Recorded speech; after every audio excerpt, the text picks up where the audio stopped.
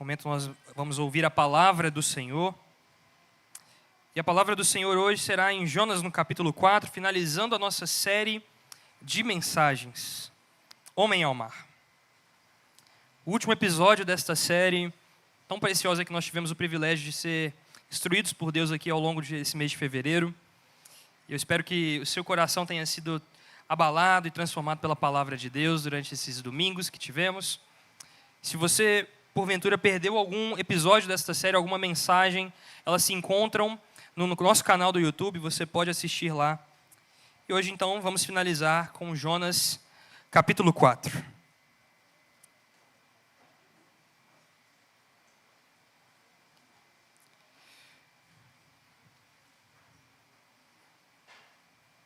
Vamos ler a palavra do Senhor? Mas Jonas ficou muito aborrecido e com raiva. Ele orou ao Senhor e disse: Ah, Senhor, não foi isso que eu disse, estando ainda em minha terra?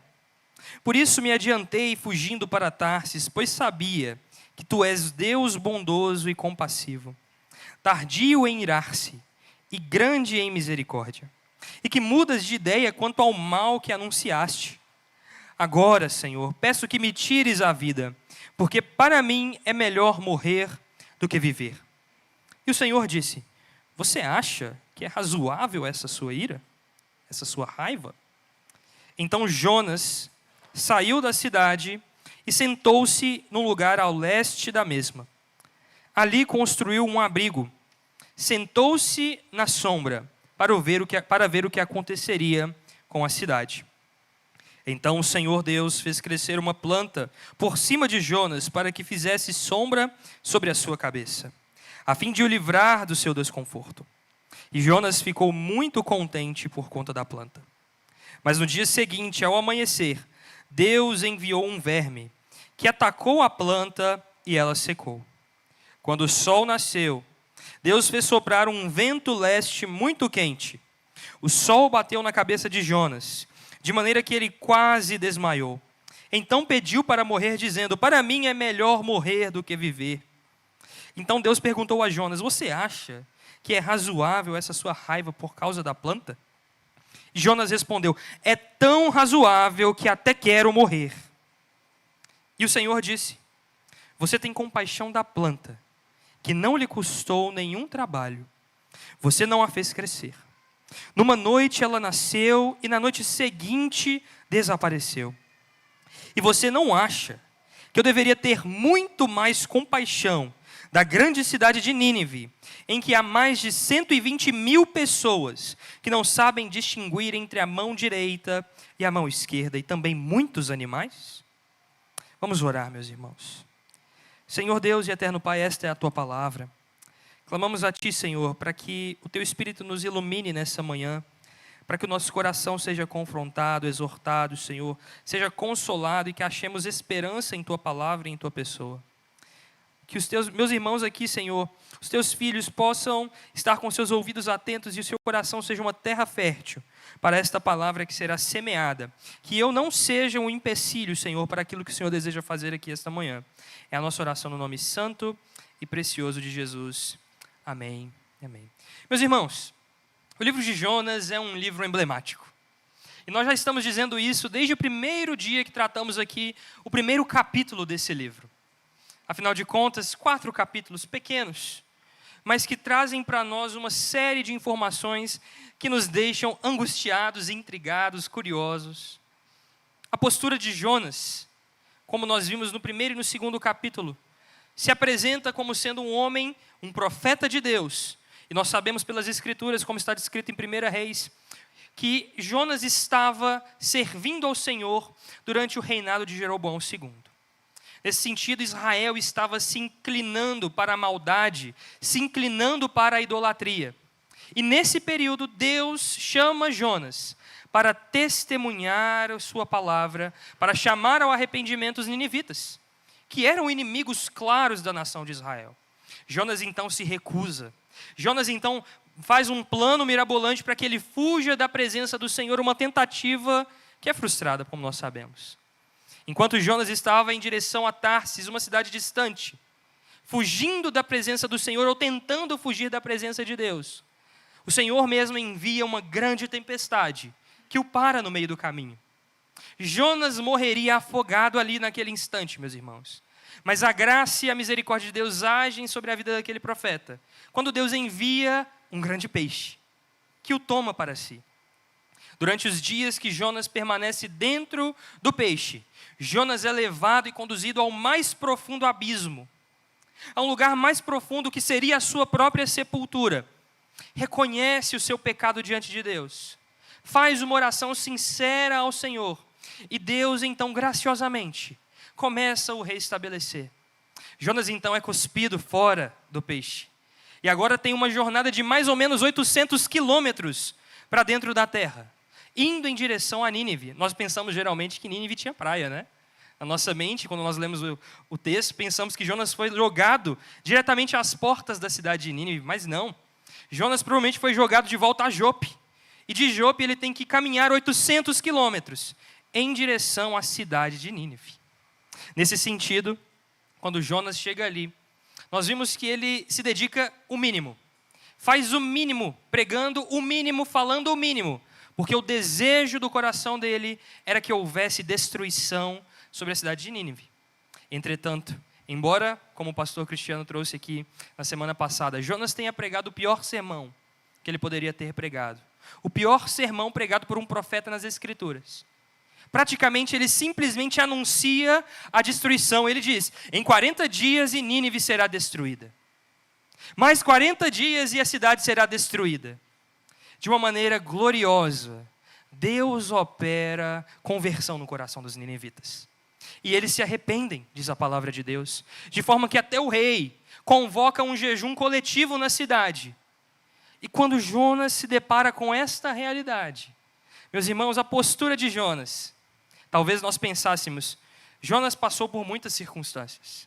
Jonas saiu da sua cidade, saiu do seu país, foi conduzido pelo Senhor por uma jornada de provação, de correção. O que nós esperaríamos da postura de Jonas agora, meus irmãos? Um profeta maduro.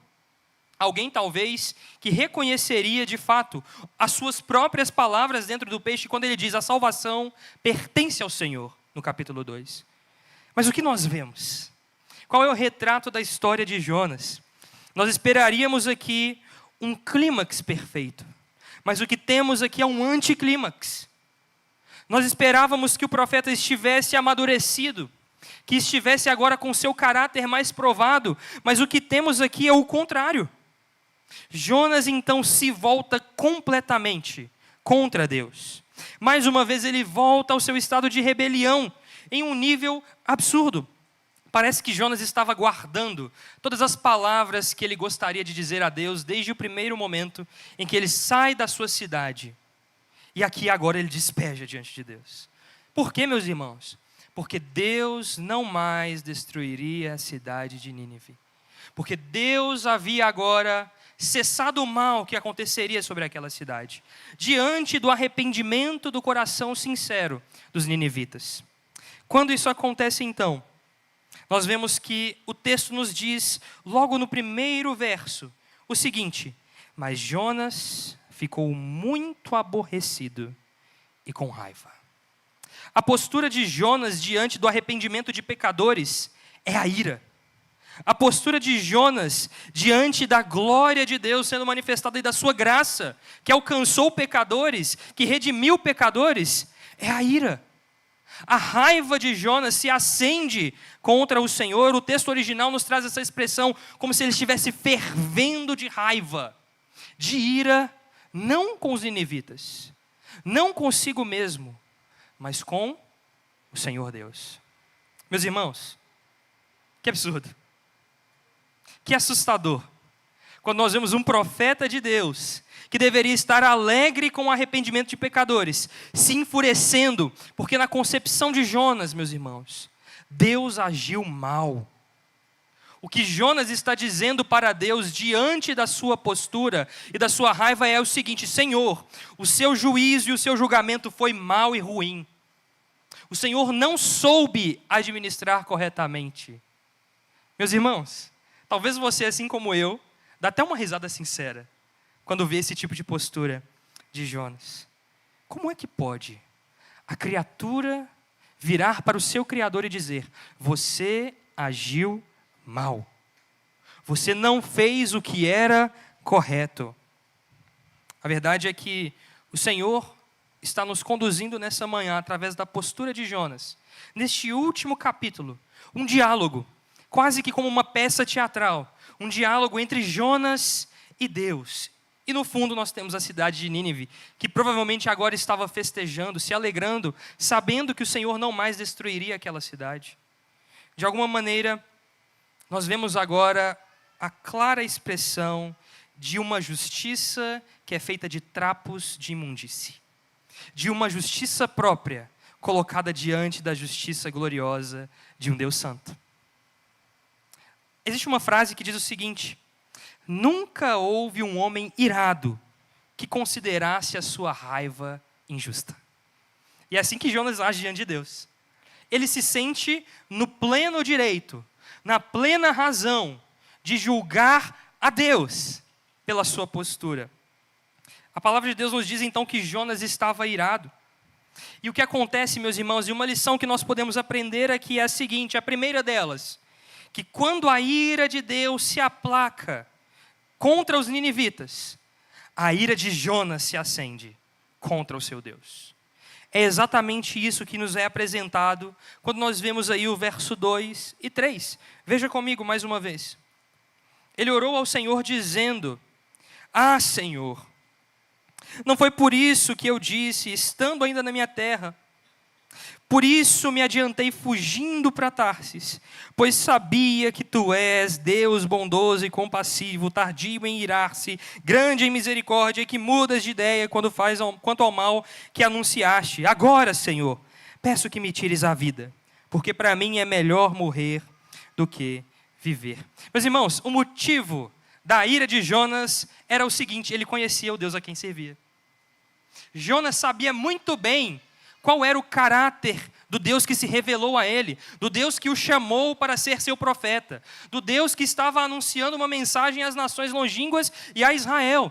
Jonas conhecia o caráter de Deus.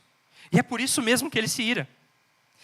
Pelo fato de conhecer exatamente quem Deus é, Jonas se ira, e ele deixa claro. Agora, finalmente, nós temos em suas palavras o motivo inicial pelo qual ele fugiu da presença de Deus. Ele diz: Senhor, eu sabia.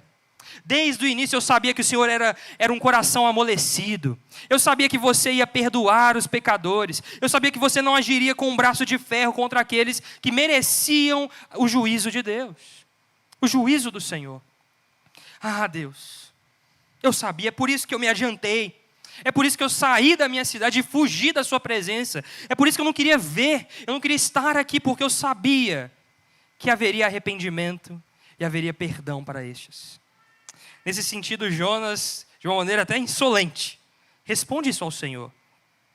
E é interessante que esse caráter de Deus que Jonas conhecia, Jonas o conhecia não simplesmente de ouvir falar, porque de fato Jonas era um profeta que foi usado pelo Senhor.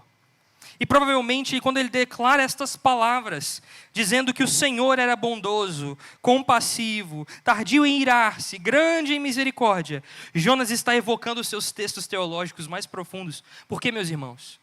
Se você se lembrar em Êxodo, no capítulo 34, quando Moisés pede a Deus para que veja a sua glória, e Deus diz: nenhum homem pode ver a minha glória, mas eu passarei adiante de você, e você verá pelas minhas costas, e eu proclamarei o meu nome.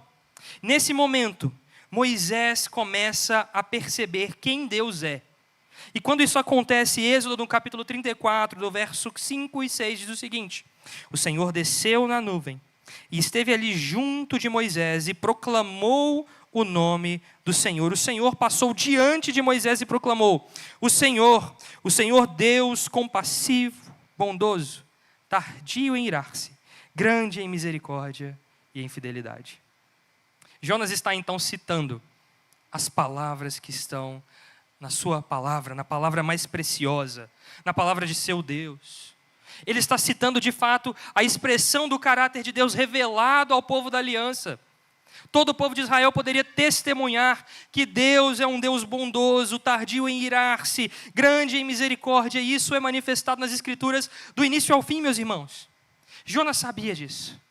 E é exatamente por este motivo, Jonas estava afiado em sua teologia. Mas qual é o problema, meus irmãos? O coração de Jonas estava completamente distante do Senhor. Porque embora ele soubesse quem Deus era, embora ele conhecesse a palavra de Deus, embora ele soubesse como Deus se revelou ao seu povo, Jonas rejeita essa revelação em seu coração. Embora proclame estas palavras diante de Deus, o seu coração está distante. Nesse sentido, a gente percebe então que o arrependimento de Jonas dentro do peixe não foi um arrependimento tão completo assim. Jonas se dispõe a ir em obedecer contra a sua própria vontade, porque na verdade, meus irmãos, muitas pessoas estão debaixo da palavra de Deus e até podem se dispor a obedecer a Deus, mas o chamado de Deus para o seu povo é para que nós o amemos. E este amor, ele não pode ser expressado somente através de ações claras, mas também de um coração entregue e devoto ao Senhor. Nesse sentido, Jonas estava distante. O seu coração estava apagado. As suas palavras eram bonitas diante de Deus. Jonas sabia quem Deus era, mas Jonas se ira com o fato de quem Deus é. Para Jonas, Deus havia agido errado. Como poderia Deus perdoar os ímpios e revogar o juízo que estava sobre eles? Essa oração que Jonas faz aqui, no capítulo 4, é bem diferente da oração do capítulo 2. Enquanto que no capítulo 2 nós vemos Jonas se arrependendo porque estava sendo humilhado no mais profundo ponto da sua história. Aqui Jonas deixa claro de fato o que ele estava realmente pensando. Quais eram as suas intenções e os seus desejos. Na verdade, Jonas está dizendo assim: se eu fosse o Senhor, eu teria fulminado este povo muito antes de pisar um profeta aqui nesta terra. Jonas está dizendo assim: o Senhor não soube julgar bem este povo. Nesse sentido, meus irmãos, o que nós podemos aprender com isso? Jonas se ira contra Deus, porque Deus não agiu conforme a vontade do coração de Jonas. Será que nós estamos nutrindo em nosso coração uma fonte de rebelião contra Deus, porque Deus não está satisfazendo as nossas vontades ou os nossos juízos para nós e com aqueles que estão ao nosso redor? Será que você se apresenta diante de Deus com um coração irado por quem Deus é? Será que se aquela pessoa que mais te fez mal na sua vida se convertesse hoje e estivesse nesta igreja, será que o seu coração se encheria de ira para com a realidade do Deus compassivo, misericordioso, tardio em se irar, que perdoa pecadores? Quem somos nós, meus irmãos? Quem somos nós para virarmos para Deus e reclamarmos diante de Deus porque Ele não atendeu os pedidos do nosso coração? Pelo contrário, veja isso como um cuidado e zelo de Deus. Existe uma canção que nós às vezes cantamos aqui, que diz o seguinte: o Senhor é o meu pastor, de nada tenho falta, porque eu sei que aquilo que eu não tenho, eu não preciso. Se Deus está zelando pela vida do seu povo, será que nós poderíamos inflar o nosso coração e o nosso ego a questionar a Deus, pensando: por que Deus não atendeu os meus pedidos? Por que Deus não atendeu as minhas orações? Será que Deus não te deu um emprego e por isso você se ira contra Deus? Será que você não se casou ainda? Ou está com um casamento quebrado e por isso você se ira contra Deus? Será que você se ira contra Deus porque Deus não concedeu cura em um momento que você pediu para que Ele curasse alguém ou a você mesmo? Será que nós nos iramos contra Deus porque não fomos atendidos em um desejo íntimo do nosso coração? Pense nisso. Como está seu coração diante de Deus? Se lembre que este Deus que age sobre nós e sobre o seu povo é um Deus poderoso, glorioso, santo, bondoso, tardio em irar-se, misericordioso e que quer o bem do seu povo. Saiba, meu irmão, que embora você desconheça as razões e os motivos pelos quais Deus agirá da maneira que Ele decidir agir, porque isto é o que significa soberania. Deus agirá fazendo aquilo que deseja e a sua vontade prevalecerá. Nesse sentido, saiba e viva claramente a realidade das Escrituras, que é: a vontade do Senhor é boa, perfeita e agradável. Mesmo que isso desagrade ao seu coração, mesmo que isso pareça imperfeito aos seus olhos, mesmo que pareça um mal diante daquelas pessoas que estão ao seu redor, a vontade de Deus é boa, perfeita e agradável. E sabe como nós podemos confiar nisso? Porque este Deus que revela a sua vontade é o mesmo Deus que revelou o seu caráter, que é bondoso, tardio em irar-se, misericordioso. Saiba disso. Descanse o seu coração militante diante de Deus agora. Acalme e aplaque a sua ira diante das realidades que você vê e das que você não vê. Confie plenamente no agir de Deus, porque certamente Ele fará aquilo que é bom, mesmo que não pareça aos nossos olhos. O que mais podemos aprender com este ponto? Que a misericórdia e a graça de Deus é muitas vezes, e na maioria delas, diferente do nosso pequeno e quebrado senso de justiça. Para Jonas, a justiça correta era a condenação dos pecadores. Para Jonas, os ninivitas deveriam morrer e sofrer assim como aqueles que estavam em Sodoma e Gomorra. Para Jonas, Deus agiu mal porque não destruiu aquele povo que era mau. Aquele povo que afligia o povo de Deus da aliança, a uma dominação, a qualquer tipo de guerra e de destruição. Jonas estava ativamente em seu coração escandalizado pelo fato de que o senso de justiça de Deus não é o mesmo de Jonas. Jonas estava enxergando diante de Deus algo que passou desapercebido aos seus próprios olhos agora, de que Deus estava indo em direção a Nínive, porque amava as pessoas que estavam em Nínive, como já foi dito aqui.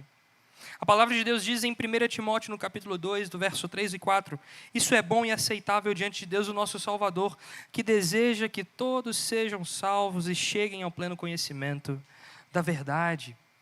A motivação real de Deus aqui era o amor dele sendo manifestado através da pregação da palavra aos ninivitas, para que de uma maneira soberana, aqueles homens e aquelas mulheres, aquele povo, pudesse vir ao arrependimento e crer no Senhor. Mas para Jonas isso não seria correto. Para Jonas não era essa que deveria ser a vontade de Deus. Para Jonas, aquele povo deveria perecer.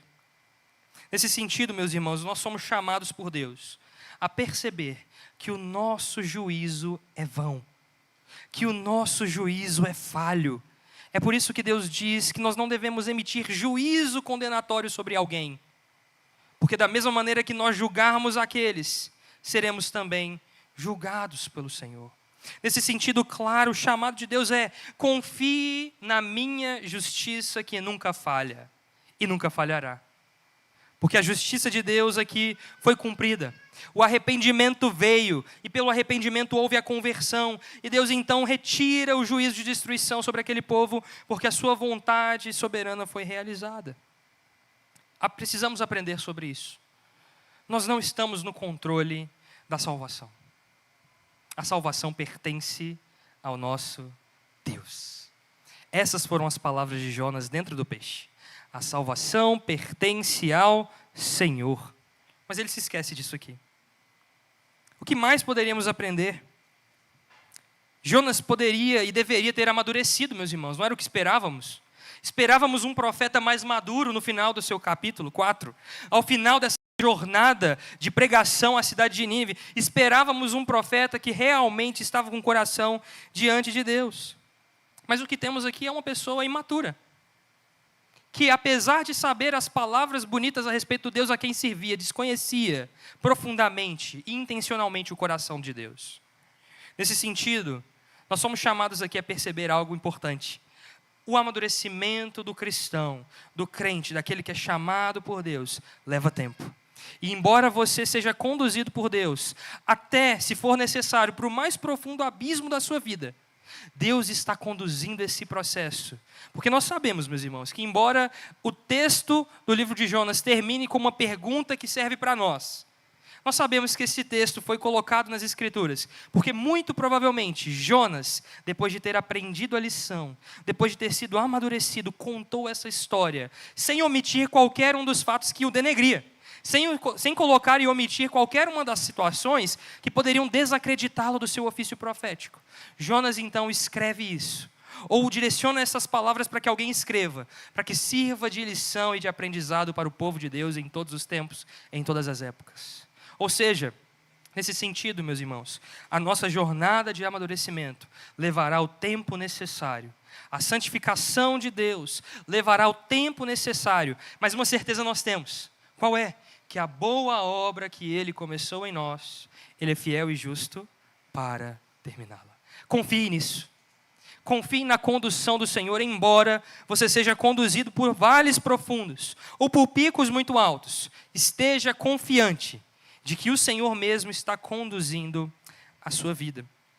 E o que acontece então depois disso, meus irmãos? Depois que Jonas derrama o seu coração cheio de ira diante de Deus, os versos 4 e 5 nos apresentam qual foi a postura e a resposta de Deus. E diz o seguinte: e o Senhor disse: você acha que é razoável essa sua raiva? A palavra do Senhor é a seguinte para Jonas: você acha que é razoável essa sua raiva? E a Bíblia então nos diz o seguinte: Jonas saiu da cidade, sentou-se em um lugar a leste da mesma, e ali construiu um abrigo, sentou-se à sombra para ver o que aconteceria com a cidade.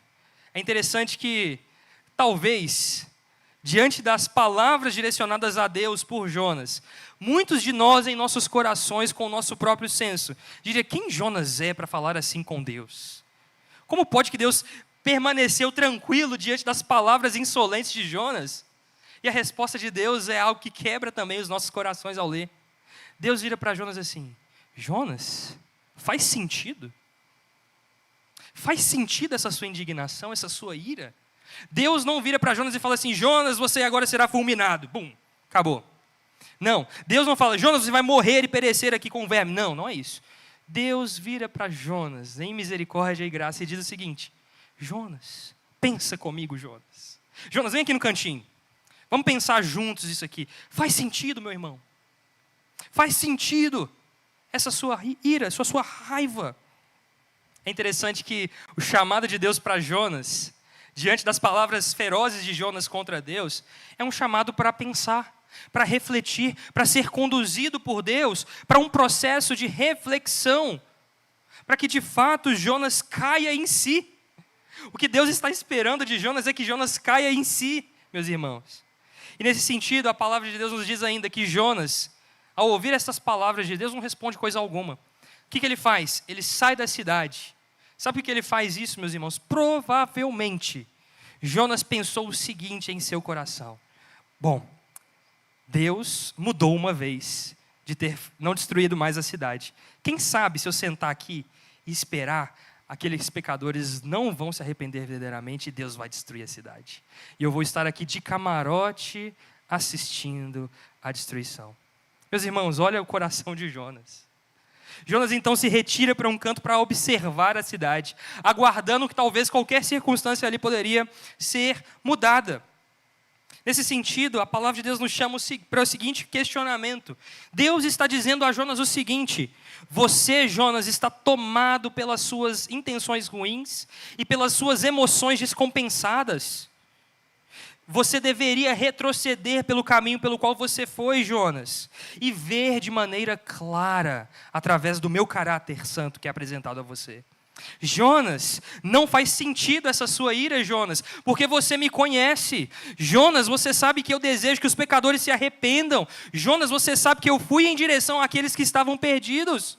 Jonas, pense comigo. Jonas, caia em si. Jonas aqui age como aquele filho mais velho do filho pródigo, da parábola do filho pródigo.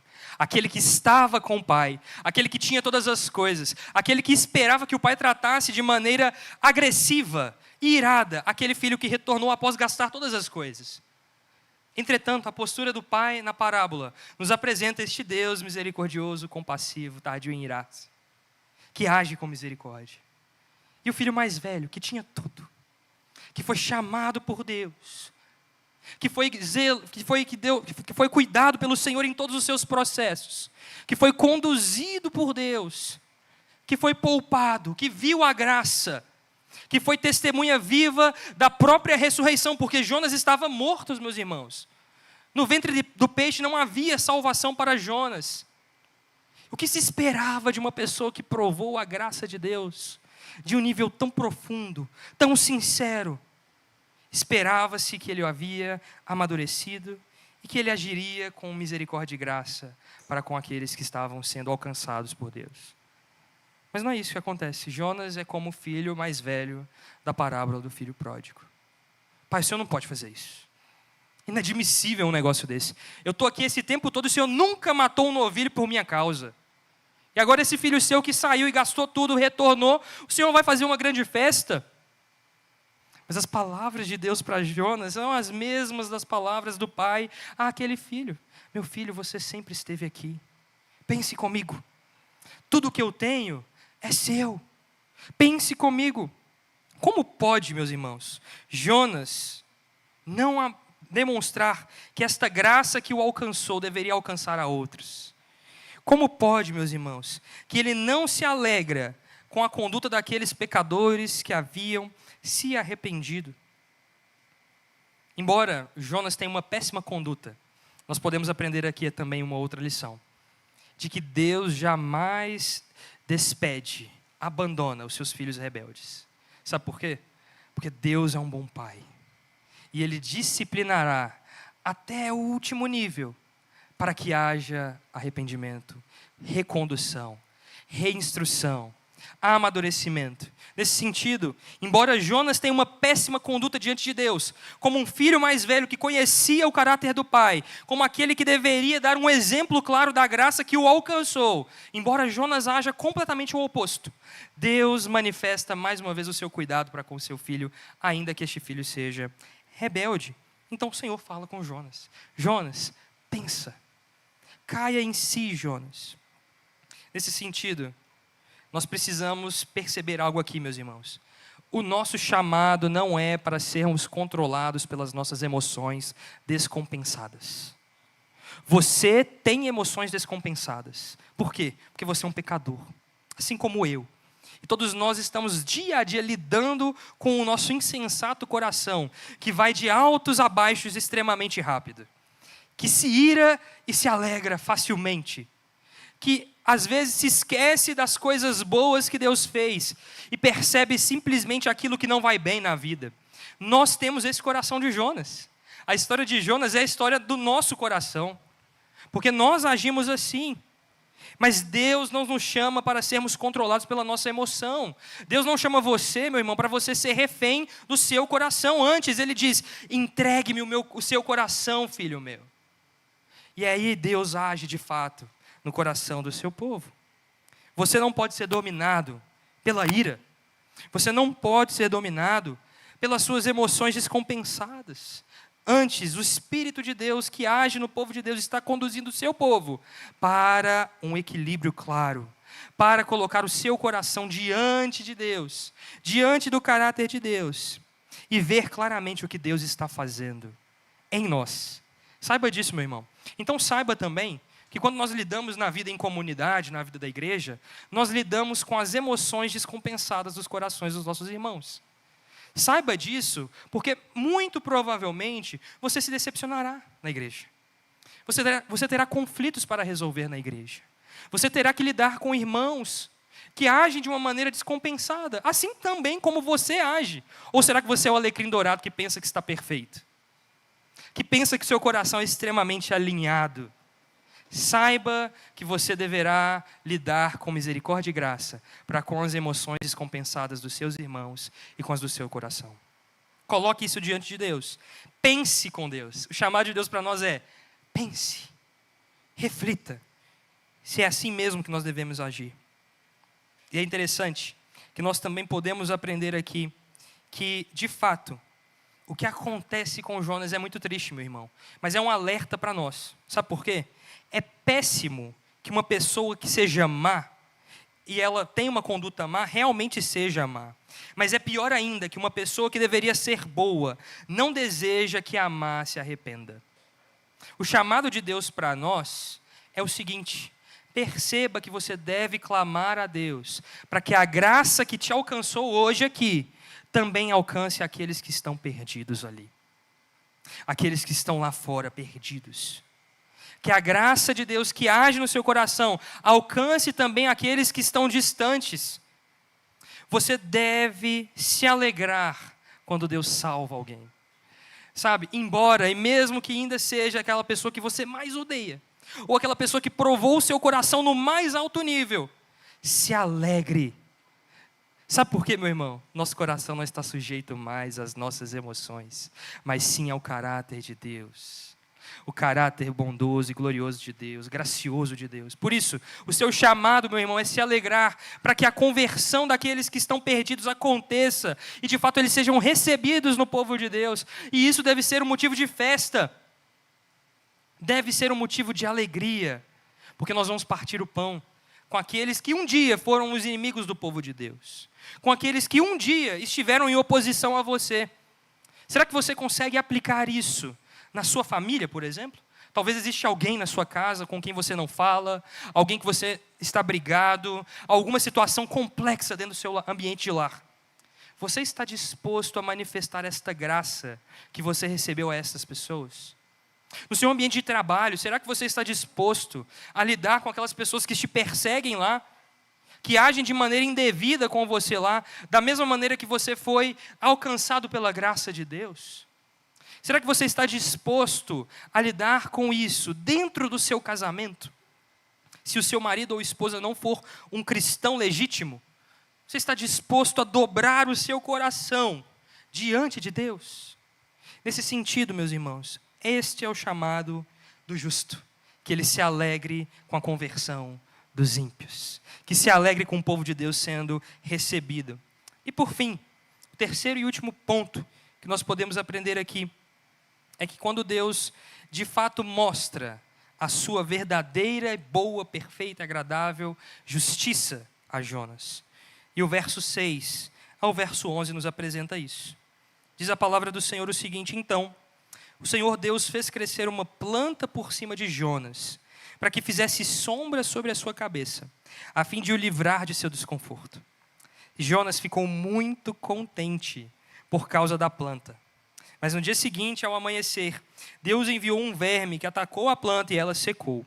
Quando o sol nasceu, Deus fez soprar um vento leste muito quente.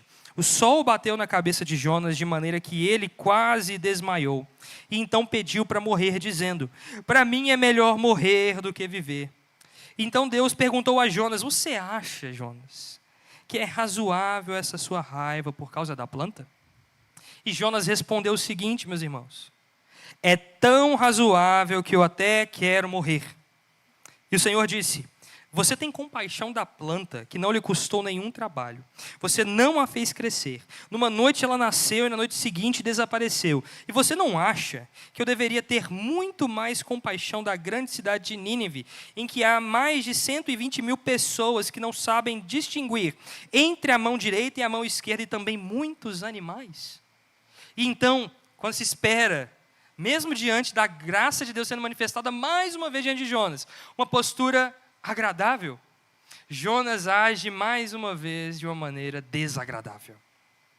Jonas é acolhido por Deus de uma maneira tão interessante, porque a Bíblia diz que Deus faz crescer uma planta sobre a cabeça de Jonas, provavelmente porque Jonas estava num lugar muito árido, com um sol muito forte. E naquele sentido, aquilo foi um agrado de Deus para Jonas. E Jonas percebe isso, e a Bíblia diz que ele se alegra muito. E aqui nós temos um contraste claro. Quando Jonas vê a cidade de Nínive se arrependendo, ele se ira muito. Mas aqui agora, porque a planta cresceu sobre a sua própria cabeça, ele se alegra muito. A alegria de Jonas é individualista e egoísta, meus irmãos. Ele estava preocupado com o seu bem-estar diante daquela realidade. Mas é interessante que a soberania de Deus vai agindo. E a Bíblia nos diz que, da mesma maneira como aquela planta cresceu de uma maneira miraculosa, Deus também faz vir um verme naquela planta que de um dia para o outro ela é consumida. E não só isso, Deus também movimenta os ventos. E naquela região, meus irmãos, existe um período do ano onde existem ventos que são ventos realmente muito quentes.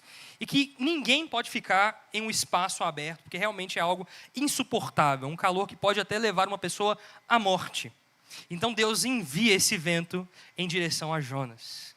Jonas, que estava sendo confortado por Deus, agora pela sua soberania é sacudido mais uma vez por Deus. E quando isso acontece, Jonas faz o seguinte, ele pede mais uma vez a Deus para morrer. Ele pensa, é melhor morrer do que viver dessa maneira. É melhor morrer do que ver tudo isso que Deus está fazendo. É melhor morrer do que ser entregue nas mãos desse Deus que é bondoso, compassivo, tardio em se irar e misericordioso. E aí Deus, parece que de uma maneira muito didática, vem para Jonas e fala assim, Jonas, vamos pensar mais uma vez. E agora eu vou te ajudar. Jonas, faz sentido essa sua raiva? Você se irou por conta dessa planta, que você não fez absolutamente nada para vê-la crescer. Mas você agora também se ira contra os ninivitas que custaram muito a mim, que são alvos do meu amor nesse sentido, que são alvos da minha salvação. Como pode você agir de uma maneira tão egoísta? Deus está conduzindo Jonas dessa maneira a pensar sobre isso. E aqui Deus deixa claro mais uma vez a sua soberania sobre todos os eventos do livro de Jonas. Desde o princípio Deus estava agindo, conduzindo todos os pontos. E Deus manifesta mais uma vez agora o seu controle sobre a obra da criação, ao manifestar claramente o que estava acontecendo ali com Jonas. Aqui também nós vemos a primeira alegria de Jonas no livro inteiro. O primeiro momento que Jonas se alegra é quando a planta cresce sobre ele. É quando ele mesmo é regado. É ele mesmo sendo alimentado, ele mesmo sendo servido. Quando ele serve ao seu próprio umbigo, aí sim ele se alegra. Interessante pensarmos isso. E quando então percebemos que Jonas se alegra com a sua própria bênção, mas não se alegra com a graça e o arrependimento, o amor de Deus, a fidelidade de Deus, do caráter dele, que são manifestados aos outros, nós percebemos que Jonas estava mesmo distante do seu coração, distante do coração e da lei de Deus. Jesus mesmo vai resumir a lei em 2 mandamentos, meus irmãos. Ame o Senhor seu Deus, acima de todas as coisas, com todo o seu coração, com toda a tua força, com todo o teu entendimento. E ao teu próximo, como a ti mesmo. Mas Jonas descumpre os 2. Jonas abomina o caráter de Deus. E abomina também os seus irmãos, que eram também pecadores como ele. Porque Jonas não enxerga o seu próprio pecado. O que ele enxerga é a sua própria satisfação. Será que nós somos assim, como Jonas? Que enxergamos o nosso próprio umbigo, a nossa própria satisfação, que estamos preocupados com o nosso bem-estar diante das circunstâncias, ao invés de olharmos para o caráter de Deus e honrarmos ao nosso Deus, desejarmos buscar a este Deus que se revelou a nós, e também ir em direção àqueles que também foram alvos do amor de Deus, que são os nossos irmãos. Será que nós agimos de uma maneira tão egoísta assim na nossa comunidade? Como é a sua relação, meu irmão, com os seus irmãos aqui da igreja? Como você se relaciona em seu coração com a palavra de Deus? Será que você lê as Escrituras para que você pense ali tudo aquilo que é agradável a você? Todas as plantas que crescem sobre a sua cabeça? Ou será que você não percebe a graça de Deus sendo administrada sobre o povo dele? Será que você está cego para esta realidade? Jonas amava mais a coisas do que pessoas. E isso fica claro para nós. Jonas estava distante de Deus. Mas Deus, em seu infinito amor, em misericórdia e graça, corrige Jonas. Deus não permite que Jonas permaneça no erro. E Deus vai em direção a Jonas e diz o seguinte: Jonas, você não está sendo sensato. Aquelas pessoas daquela cidade são como crianças que não discernem entre a mão direita e a esquerda. Você tem a lei de Deus. Você viu o meu caráter, a minha glória. Perceba que você precisa reconhecer isto. Então é interessante que essa pergunta que o livro de Jonas termina é uma pergunta feita a nós hoje. Como está o nosso coração diante do caráter de um Deus santo, glorioso, amável, bondoso, que é tardio em irar-se? Como está o nosso coração diante disso? E como está o nosso coração diante do nosso próximo? Diante daqueles que também foram alvos do amor de Deus. Como você olha para as pessoas que não estão caminhando em direção a Deus? Será que você, no fundo do seu coração, se alegra com a destruição dos ímpios? Será que você espera com satisfação o momento onde essas pessoas serão destruídas? E eu entendo, meus irmãos, que há lugar, em certa medida, para a ira do povo de Deus e de Deus contra toda a injustiça do pecado na humanidade. Há sim, de fato, legitimidade em certos aspectos aqui. Mas nos lembremos que a palavra de Deus nos diz: minha é a vingança, diz o Senhor dos Exércitos. Não nossa. Não cabe a você ser juiz, dar o decreto final sobre a vida daqueles que talvez agem de maneira impiedosa, contra a sua vida, contra as pessoas ao seu redor. Mas cabe a você ser instrumento da graça de Deus, amadurecer com o caráter de Deus e aplicar e viver a lei de Deus, para além da sua própria realidade individual. Nesse sentido, meu irmão, perceba isso, a pergunta de Deus a Jonas é também uma pergunta de Deus a nós. Será que Deus não pode ter misericórdia daqueles piores pecadores que nós pensamos que não poderia ter? Ou será que estamos tão preocupados com a nossa própria realidade individual, a ponto de não perceber o nosso próprio pecado diante de Deus? Veja primeiro a trave do seu olho. Veja primeiro a sua realidade, meu irmão. Seja conduzido nessa manhã pelo Espírito de Deus a discernir o seu próprio pecado, que está diante de Deus, que está clamando pela ira de Deus.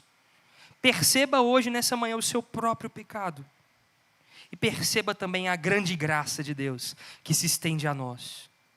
A graça de Deus manifestada a nós através do culto público, através dessa palavra que é alimento para o nosso coração, através de tudo que cantamos sobre Deus, através da ceia que tomamos aqui dia a dia, através da comunhão dos irmãos. Veja a graça de Deus, veja o chamado de Deus para o seu arrependimento. Não haja como Jonas. Não prefira morrer do que obedecer a Deus.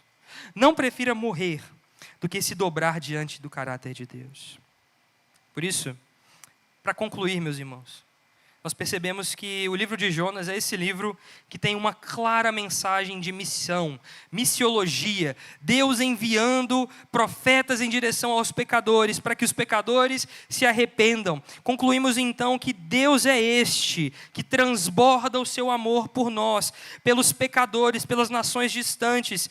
O Jonas no Antigo Testamento é agora conhecido para nós como Jesus Cristo, que foi enviado por amor aos pecadores deste mundo, para resgate de todos nós.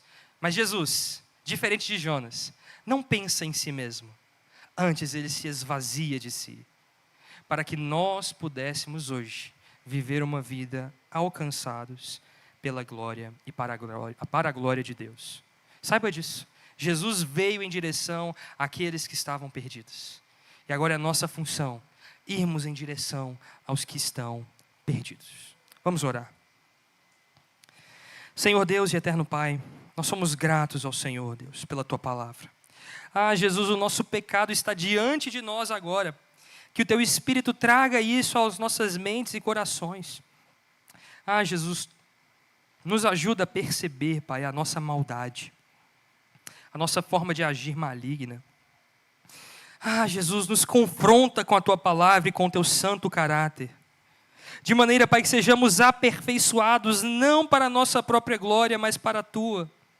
Nos ajuda, Senhor, a sermos cheios do amor de Deus, cheios do Seu amor para com aqueles que estão se perdendo, de maneira que sejamos testemunhas fiéis da Tua palavra, proclamando o momento do arrependimento, sabendo que ao Senhor pertence a salvação. E o Senhor salvará tantos quantos o Senhor desejar, porque a Tua palavra nos diz que o Senhor terá misericórdia de quem tiver misericórdia, e terá compaixão de quem quiser ter compaixão. Por isso confiamos, Senhor, em Teu santo caráter. Mas não nos deixe, Senhor, sermos imaturos e negligentes com o nosso papel. Que não sejamos, Senhor, como o filho mais velho da parábola do filho pródigo, ou nem como Jonas, Pai, que questiona este grande amor e esta sua graça, Pai, manifestada entre nós. Antes, Senhor, que sejamos instrumentos nas Tuas mãos, amando ao Senhor e devotando ao Senhor todo o nosso coração. Que sejamos, Senhor, razoáveis. Que não sejamos controlados pelas nossas emoções, Senhor. Ajuda o Teu povo a não se irar facilmente. Ajuda o Teu povo, Pai, a não pecar através das suas emoções. Ajuda o Teu povo, Senhor, a ter uma boa relação uns com os outros, apesar das emoções descompensadas. Ajuda-nos, Senhor, como Teu povo, a guardarmos a mensagem da Tua palavra. E que nós possamos, Senhor, não nos preocupar com o nosso próprio eu, Pai, com a nossa própria barriga, com o nosso próprio ventre. Antes, Senhor, nos ajuda a perceber a graça do Senhor sendo manifestada além de nós, alcançando aqueles que estavam perdidos. Pois o Senhor poderá fazer todas as coisas, Pai, da maneira que o Senhor desejar, e por isso nós nos alegraremos, porque conhecemos o Seu glorioso caráter. Ajuda o Teu povo, Senhor, para que tenham de fato essa impressão em seus corações, a impressão do Seu santo, poderoso, glorioso, amável e bondoso caráter, Deus. E que assim sejamos parecidos com Cristo Jesus. Que sejamos também enviados ao mundo, de maneira a pregar o arrependimento e a conversão, o amor de Deus a estes que estão perdidos. De maneira, Pai, que o Senhor mesmo fará a boa obra que o Senhor está fazendo. Assim como nós fomos alcançados por esta graça, Senhor, nos ajuda a termos consciência de que nós temos pecados, de que nós somos falhos e que estamos sendo santificados tanto quanto os nossos irmãos. Nos ajuda também, Senhor, nas disciplinas necessárias. Nos ajuda, Senhor, e nos dê graça também nos momentos onde seremos disciplinados pelo Senhor, para que nós possamos passar por este momento e sermos aprovados com um caráter santo, para a honra e glória do Seu nome é que nós oramos. No nome santo e precioso de Jesus. Amém. Que o grande amor de Deus, o nosso Pai, a graça salvadora de Jesus, a comunhão e a direção do Espírito de Deus seja com todo o povo do Senhor hoje aqui e para sempre. Amém. Meus irmãos, alguns avisos e vocês estão liberados.